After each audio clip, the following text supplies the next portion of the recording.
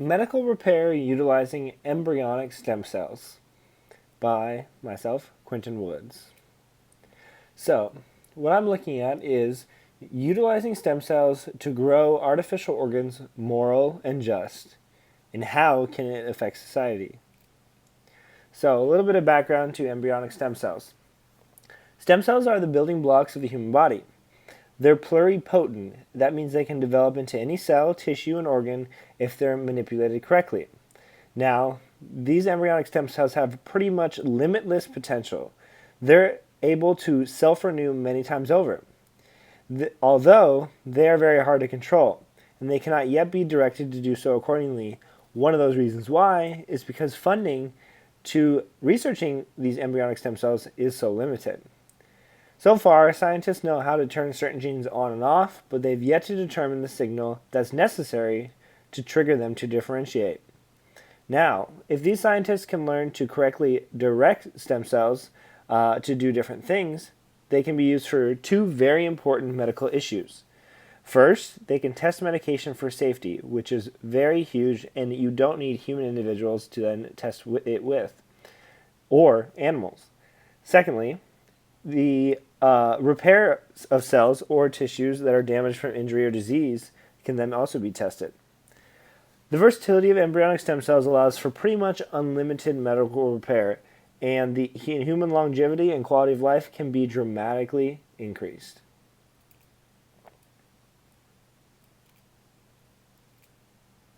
Now, these are just a few of the potential uses of stem cells.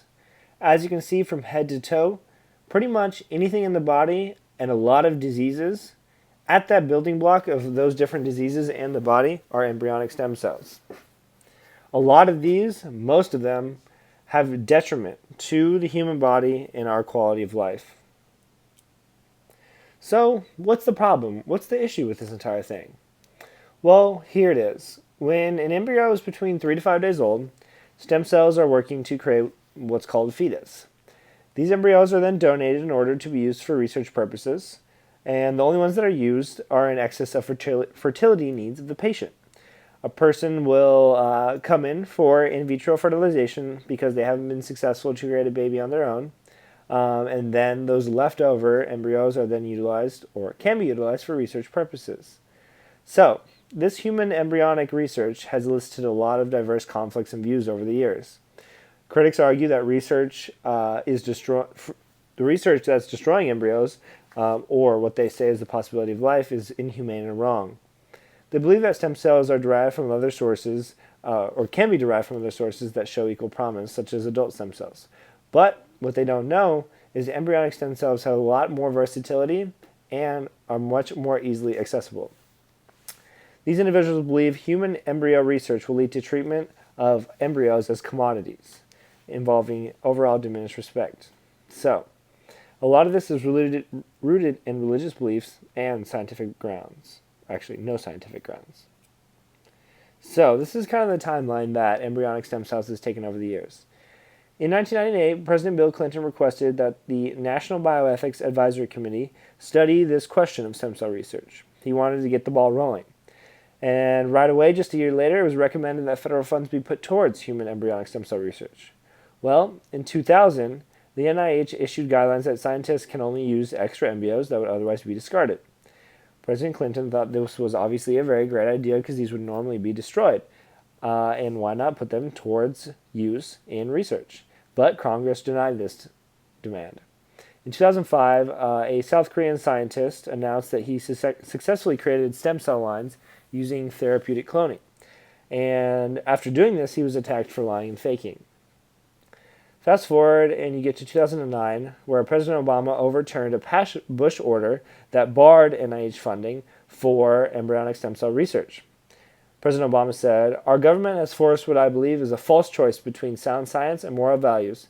As a person of faith, I believe we are called to care for each other and work to ease suffering." Now, as you can see, this is a very observant quote that President Obama has made. And this is something that the population who believes embryonic stem cell research to be poor happens to be the opposite of, and they are non-observant.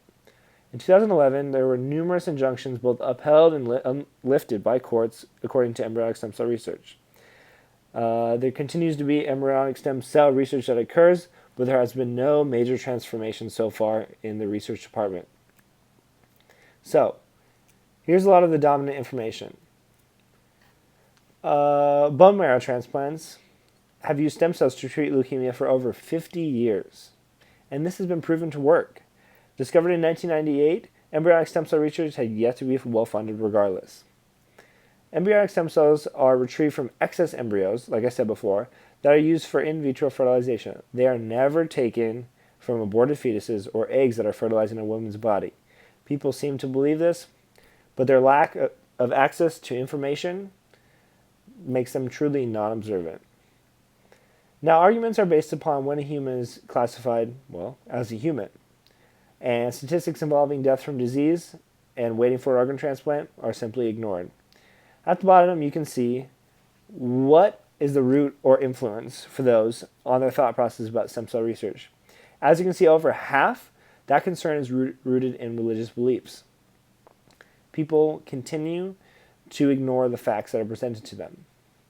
Now, the second graph shows a question. Should scientists be allowed to use embryonic stem cells for biomedical research?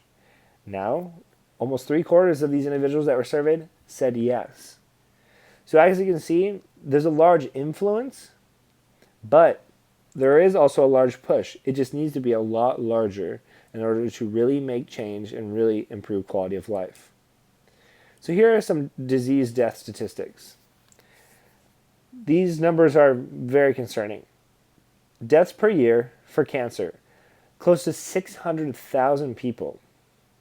Chronic liver disease and cirrhosis, 39,000. Heart disease, a whopping 615,000. For the people that are waiting on the organ transplant list, 22 per day. Think of that. 22 people per day are dying because they cannot receive the organ they need. Now, with stem cell research, we can eventually use stem cells to 3D print organs and create organs without having to harvest them from someone who had just died. And all these people can be saved. All the people with cancer, these stem cell research can help to regrow their cells and to help them improve. Now, people in the US on prescription drugs, over 100,000 individuals. How do we test these drugs? Well, not always the best options, but with embryonic stem cells, we're able to test them effectively. The current average life expectancy, about 79 years. Let's increase that. Let's keep improving. We've improved in the past our life expectancy, but why do we no longer improve it more? Now the list goes on and on. Pluripotent embryonic stem cells contain the promise to decrease these numbers dramatically. So here's some non-observant learning cycles. These couples are willing to have multiple embryos created for implantation because of infertility, and then these individuals freeze them. But they're unwilling to allow scientists to take one cell out of this inner mass of a blastocyst that would otherwise be discarded regardless. So people, everyone, perceives, processes, applies, and then changes.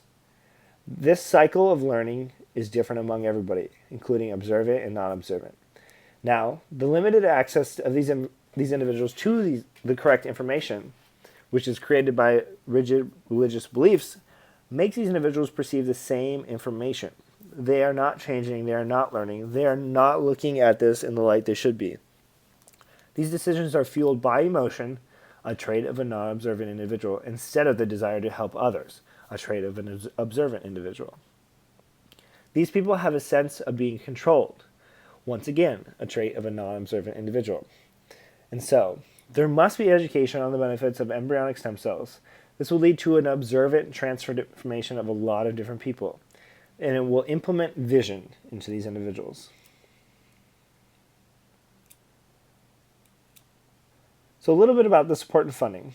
So the lack of information, or lack of access to information, paired with rigid moral beliefs, cannot be the reason for continued death and decreased quality of life. With this information, they will understand that the embryos used are either left over on a path that would normally leave them to be destroyed, or they can be produced by somatic cell nuclear transfer, which doesn't even need sperm to fertilize the egg. But people do not understand that this is truly what they use for embryonic stem cell research. Now, hundreds of thousands of lives can be saved, and a new sense of life and discovery can be born. So, here's a strategy for funding. Education has to be at the root of this. Education must become one of the highest priorities in order for this field of research to blossom. By understanding the facts and statistics of embryonic stem cell research, we can fund tomorrow's great discoveries, and we can truly improve the quality of life of all of these individuals. So, a prediction. In order for this to change, there will eventually be a breaking point. We will realize and have a vision that we want to have a society that is strong and able to live a long time. We want happiness, not disease. We want strength, not the opposite. And so, eventually, observant minds will prevail, and these individuals will improve the amount of funding that embryonic stem cell research receives because it is the right thing to do, and it is the observant thing to do. And here are some references.